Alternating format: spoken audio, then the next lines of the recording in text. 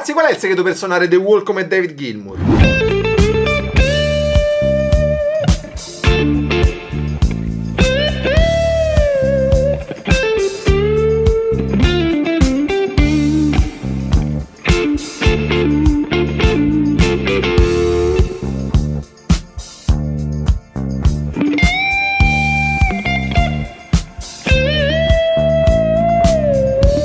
Ciao ragazzi, sono Alessandro Giordani, sono un chitarrista e finalmente dopo mesi ho trovato il tempo per fare questo tutorial sull'assolo di The Wall, nota per nota come suonata dal grande David Gilmour.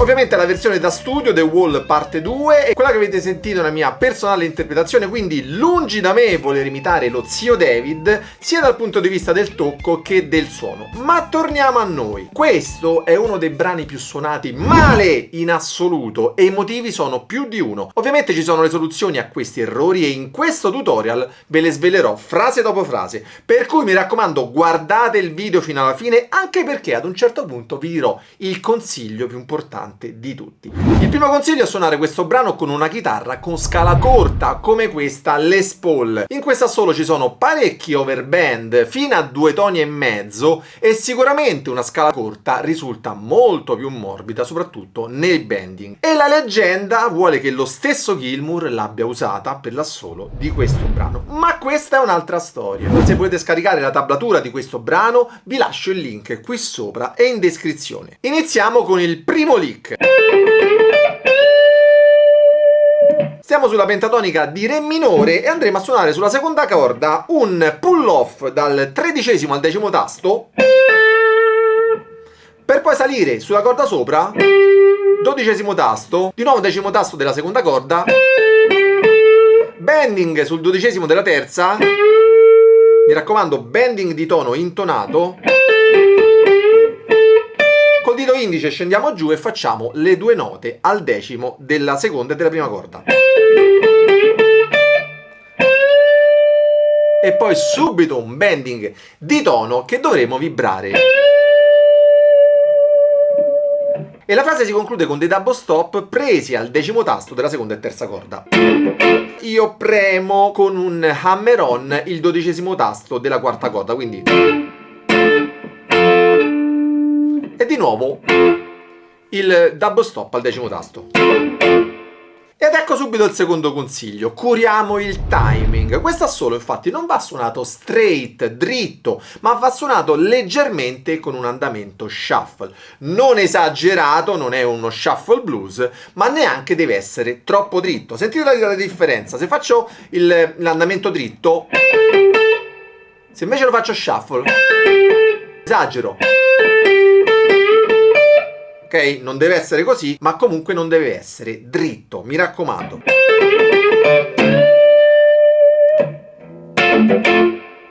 Ragazzi, ma se il video vi sta piacendo, prendete il nuovo The Dark Side of the Moon di Roger Waters e buttatelo sul pulsante mi piace e doppio mi piace e non azzardatevi a iscrivervi a questo canale. Non vi voglio! Sappiate però che solo a 100.000 iscritti vi dirò perché non dovete iscrivervi al canale.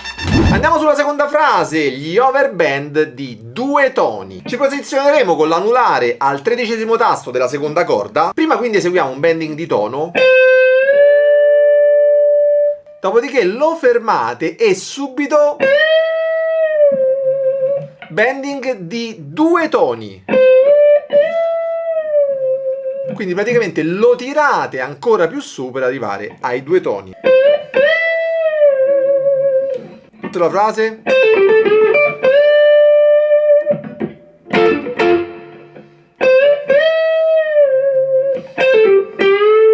Dopodiché pull off dal 13° al 10° tasto della seconda corda, saliamo con l'anulare al 12° della terza, a cui seguirà poi un bending di tono sempre vibrato, e la frase si conclude al 5° tasto. Partiremo però col medio che farà un pull off al 6° tasto della seconda corda, saliamo sul 7° tasto, di nuovo sul 5° della seconda, dopodiché con il dito saliamo al 5° tasto della terza e facciamo uno slide al 7° tasto, dopodiché 8° tasto scendiamo con il dito medio, di nuovo 7° tasto con il dito indice della terza e poi stoppiamo. Ed ecco subito il terzo consiglio, la cura estrema dei bending e dell'intonazione, specie ragazzi sugli overband di tono e mezzo e di 2 toni. Occhio anche al vibrato, che è molto difficile da fare intonato, specie sul bending. E ricordate, il bending crescente mai meglio calante. Segue adesso una frase con dei double stop al 10° tasto sulla seconda e terza corda, a cui segue subito il dito anulare sulla quarta al 12°, e poi questo ostinato. E questo è il quarto consiglio, ragazzi. L'attacco deve essere molto pronunciato, non dovete suonare morbidi, no, qua dovete essere aggressivi, ok? E vibrate sempre su questa nota, ok? Alla fine l'ultimo double stop è leggermente tirato con un blues band. Andiamo adesso sulla frase successiva. Cosa succede qui? Abbiamo praticamente un bending al 13° tasto della prima corda di tono, che è preceduto però dal cosiddetto rake. Mi raccomando, non è un rake veloce, ma è proprio patapapà. Dopo aver fatto il bending di tono, risuoniamo il 13° tasto 2 volte. Quindi il quinto consiglio è far caso proprio alle piccole sfumature, tanto care a zio David, e uno su tutto è proprio il rake o le note stoppate. Adesso forse, ragazzi, questa è la frase più difficile, perché prevede un bending di tono dopo il quale dobbiamo salire di un altro tono.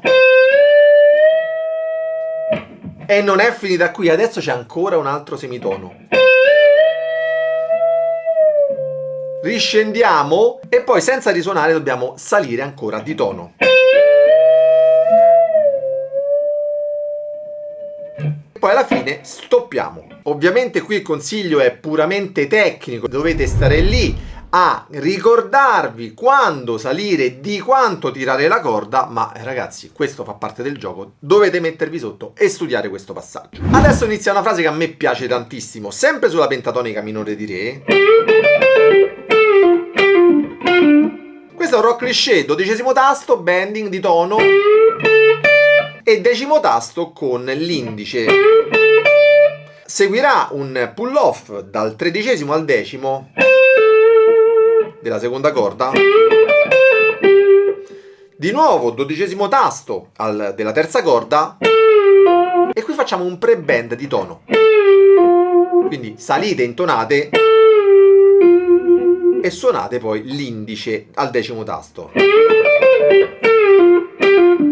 Sempre sulla terza corda poi pull off dal 12° al 10° e quarta corda 12°. Questa prima parte della frase si conclude poi con un leggero blues bend al 10° tasto della terza corda e poi al 12° della quarta. La frase poi va avanti, double stop dal 12° al 10° delle corde centrali, 12° e 10° della corda superiore, la quinta,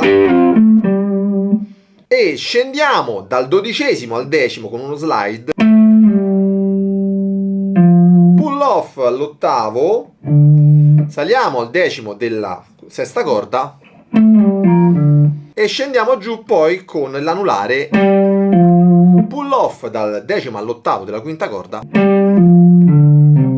e poi 10° e 8° della sesta, per concludere sulla sesta corda al 10° tasto. Quindi tutta la frase.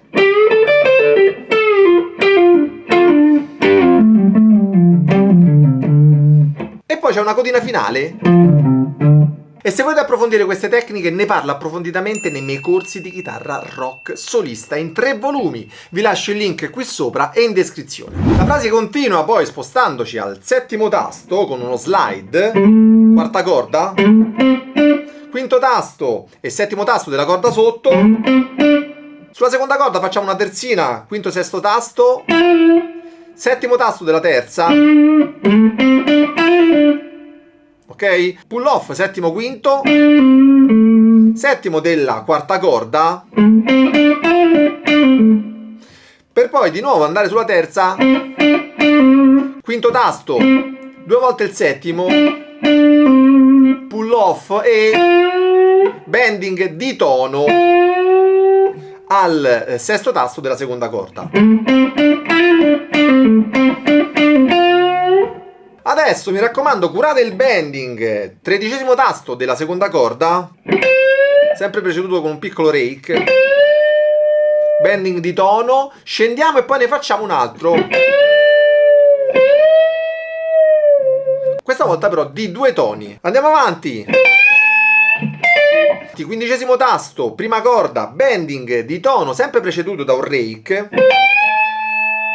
Scendiamo. 13° tasto, sempre con l'indice.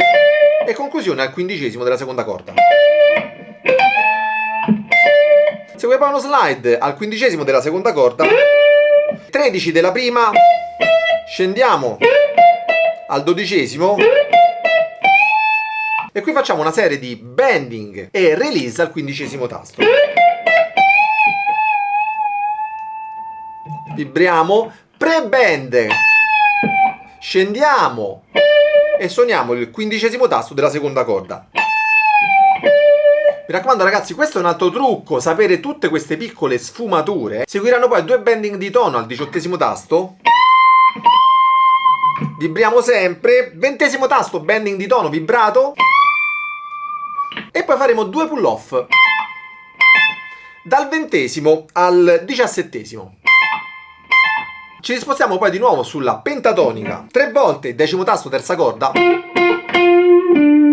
e conclusione al 12° della quarta. E l'ultima nota al 10° tasto sarà fatta con un blues band.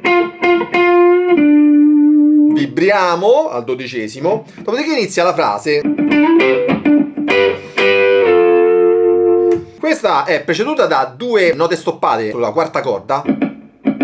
Scivoliamo dal 12 al 14° tasto. Suoneremo poi con il medio il 12° tasto terza corda e l'indice il 13° seconda corda. Non è altro che una triade di Do. Dopodiché 12° tasto sulla quarta corda, scendiamo sulla seconda e terza corda sempre al 12° con l'indice,